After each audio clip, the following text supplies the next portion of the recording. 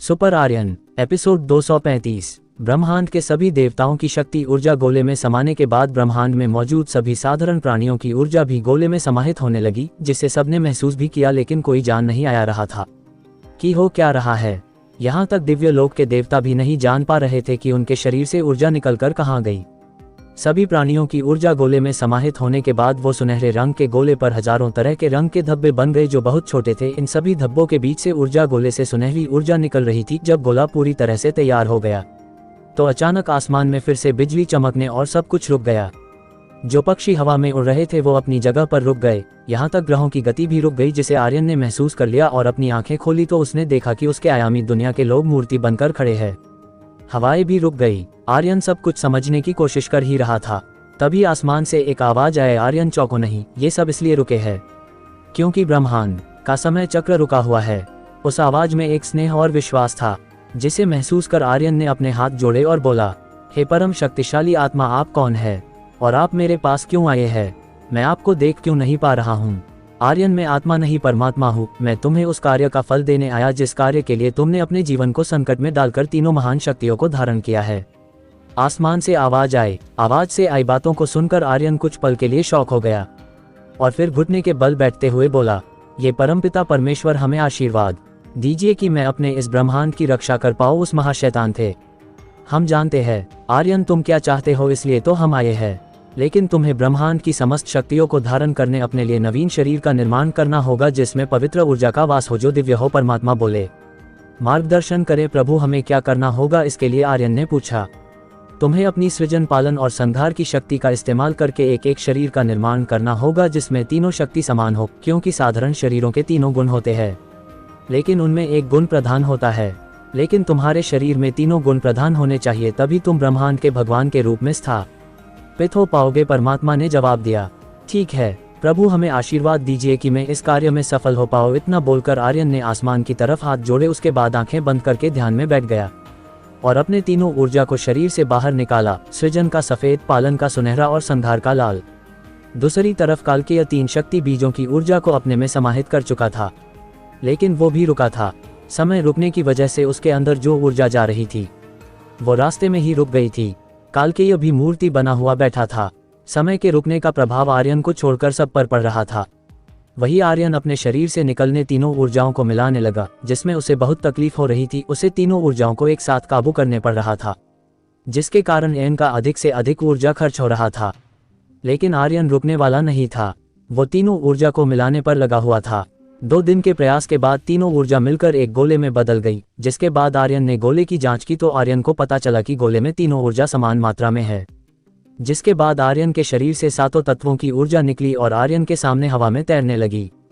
जिसके बाद आर्यन ने सभी तत्वों की ऊर्जा को बड़े गोले में भेजना शुरू कर दिया। कुछ समय बाद सभी तत्वों की ऊर्जा बड़े गोले में मिल गई। उसके बाद आर्यन के शरीर से पवित्र प्रकाश निकलकर उस गोले को एक आकार में बदलने लगा, जिसके साथ ही आर्यन के शरीर से दिव्य खून की बूंदें प्रकाश के साथ गोले में समाहित हो गई। जिसके बाद वो गोला आकर लेने लगा, लेकिन जैसे जैसे वो ऊर्जा आकार ले रहा था, आर्यन के शरीर से ऊर्जा निकलकर ऊर्जा गोले में समाहित हो रहा था। आर्यन के शरीर से ऊर्जा निकलने की वजह से आर्यन का शरीर धीरे धीरे नष्ट हो रहा था। ये सिलसिला 3 दिनों तक चलता रहा, जिसके बाद आर्यन के सामने आर्यन का नया शरीर तैयार था, जिसमें से पवित्र ऊर्जा निकल रही थी। उस नए शरीर के निर्माण के साथ ही आर्यन का पुराना शरीर नष्ट हो गया और बचा सिर्फ एक धुंधली आत्मा हो। एक झटके में आर्यन के नए शरीर में समाहित हो गई। जिसके बाद आर्यन ने अपने नए शरीर की आंखें खोली तो उसकी आंखों से पवित्र प्रकाश निकला और हर जगह फैल गया। आर्यन के आंखों को निकली पवित्र प्रकाश, कुछ समय बाद पवित्र प्रकाश शांत हो गया।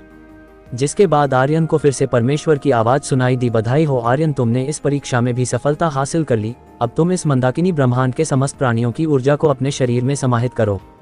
परमेश्वर के इतना बोलते ही आर्यन अपने टिले पर बैठ गया।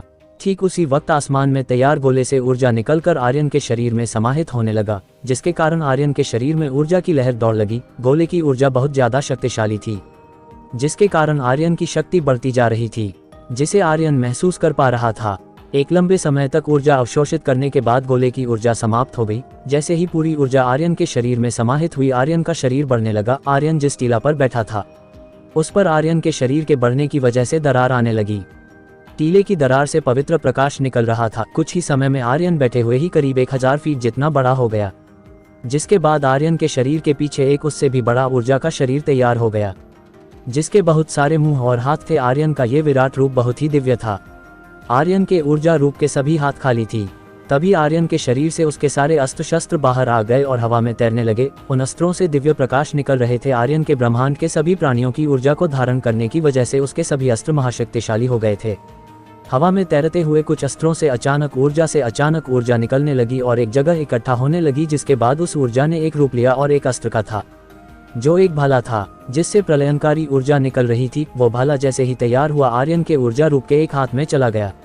इसी तरह एक और अस्त्र का निर्माण हुआ जो एक तीर था जिससे आग निकल रही थी। वो भी आर्यन के ऊर्जा रूप में एक हाथों में स्थापित हो गया। आर्यन की सभ्य तत्वों की शक्तिशाल स्वर्गीय शक्ति से बढ़कर ब्रह्म शक्ति में बदल गई थी, जिस कारण उस अग्नि तीर से भयानक ऊर्जा निकल रही थी।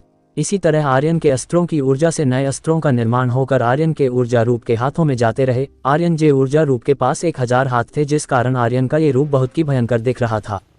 करीब 10 घंटे तक कुछ अस्त्रों से ऊर्जा निकलकर नए अस्त्र का निर्माण करते रही, लेकिन उसके बाद अचानक सभी अस्त्रों से ऊर्जा निकलकर एक रूप लेने लगी, जो कुछ ही समय में एक तलवार में बदल गई, जिससे अब तक के सभी अस्त्रों से अधिक शक्ति निकल रही थी। आर्यन के लगभग सभी हाथों में अस्त्र शस्त्र आ गए थे, कुछ ही गिने गुने हाथ बचे हुए थे। तलवार के निर्माण के बाद फिर से एक अस्त्र का निर्माण हुआ जो एक तीर था, जिसमें किसी एक को नष्ट करने की शक्ति थी, जो भी आर्यन के ऊर्जा रूप के हाथों में चला गया था। जिसके बाद एक गदा का निर्माण हुआ, उसके बाद एक फरसे और धनुष था। अब आर्यन के 3 ही हाथ खाली थे, जिसमें एक हाथ की तर्जनी उंगली ऊपर की तरफ इशारा कर रही थी, एक हाथ जिससे एक दिव्य प्रकाश निकल रही थी, और हाथ ऐसे ही किसी अस्त्र को पकड़ने का इंतजार कर रहा था। तभी फिर से अस्त्रों से ऊर्जा निकली और एक चक्र में बदल गई, लेकिन वो आर्यन के ऊर्जा रूप के हाथों में नहीं गया और हवा में घूमता रहा। ठीक उसी समय आसमान से चक्र पर ऊर्जा की बरसात होने लगी, जिसके बाद वो चक्र और भी अधिक शक्तिशाली हो गया। ऊर्जा की बारिश से नहाने के बाद वो चक्र पहले से अधिक शक्तिशाली हो गया और आर्यन के ऊर्जा रूप की उंगली में आ गया, जिसके बाद अस्त्रों फिर से ऊर्जा निकली और एक त्रिशूल में बदल गई, जिस पर भी ऊर्जा की बारिश हुई, जिसके बाद वो त्रिशूल आर्यन के बचे हाथों में चला गया। अब आर्यन के ऊर्जा रूप के सभी हाथों में अस्त्र थे, लेकिन सिर्फ एक हाथ ऐसा था जिससे पवित्र प्रकाश निकल रहा था। अस्त्रों के निर्माण के बाद आर्यन के सभी अस्त्र ऊर्जा रूप में बदलकर आर्यन के शरीर में समाहित गई, जिसके बाद आर्यन का ऊर्जा रूप भी आर्यन के शरीर में समाहित होने लगा। जैसे जैसे आर्यन का ऊर्जा रूप आर्यन में समाहित हो रहा था, वैसे वैसे आर्यन का शरीर बढ़ता ही जा रहा था। कुछ ही समय बाद आर्यन का शरीर आयामी दुनिया से बाहर निकलकर ब्रह्मांड में पहुंच गया। आर्यन इस वक्त भी ध्यान में था। उसके आसपास से उल्कापिंड गुजर रहे थे, लेकिन फिर भी आर्यन का आकर रुका नहीं और भी कुछ बड़ा हो गया, जिसके बाद 9 ग्रह आर्यन की गोद में दिखने लगे। ब्रह्मांड में हो रही ये घटना मंदाकिनी ब्रह्मांड के हर लोक में दिखाई दे रहा था, लेकिन समय रुकने की वजह से कोई देख नहीं पा रहा था। कुछ और समय तक आकर बढ़ने के बाद अचानक आर्यन ने अपनी आंखें खोली और खड़ा हो गया। तभी उसके शरीर से एक तेज प्रकाश निकला और जब वो प्रकाश शांत हुआ तो आर्यन के हजारों सिर और हाथ थे, जिसमें अस्त्र और शस्त्र थे। कुछ पल तक उसी रूप में रहने के बाद आर्यन अपने सामान्य रूप में आ गया, लेकिन उसका ये रूप पहले जैसे नहीं था। आर्यन से शरीर से दिव्य प्रकाश निकल रहा था। अपने सामान्य रूप में आने के बाद आर्यन आसमान की तरफ देखते हुए बोला, है परमेश्वर, मुझे इस ब्रह्मांड का भगवान बनाने के लिए धन्यवाद। आर्यन की बात खत्म होते ही आर्यन को परमेश्वर की आवाज सुनाई दी, आर्यन अब तुम इस ब्रह्मांड के भगवान हो। इस मंदाकिनी ब्रह्मांड का समस्त ज्ञान अब तुम्हारे पास है।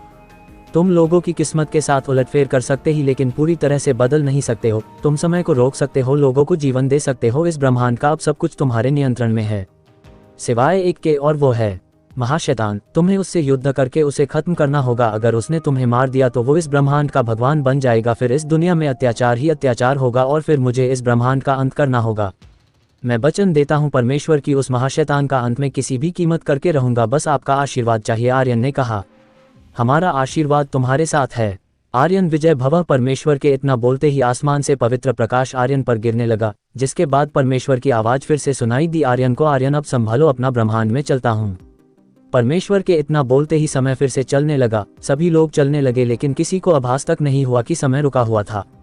कालकेय भी ऊर्जा अवशोषित करने लगा। समय के चलने के बाद आर्यन ने अपने ध्यान के स्थान की तरफ देखा, जिससे पवित्र ऊर्जा निकल रही थी, जिसमें कुछ दरार आ गई थी, लेकिन आर्यन ने उसे ठीक कर दिया और उसी पर बैठ गया और अपनी आंखें बंद कर ली। आर्यन फिर से ध्यान में क्यों गया? अब क्या चाहता है?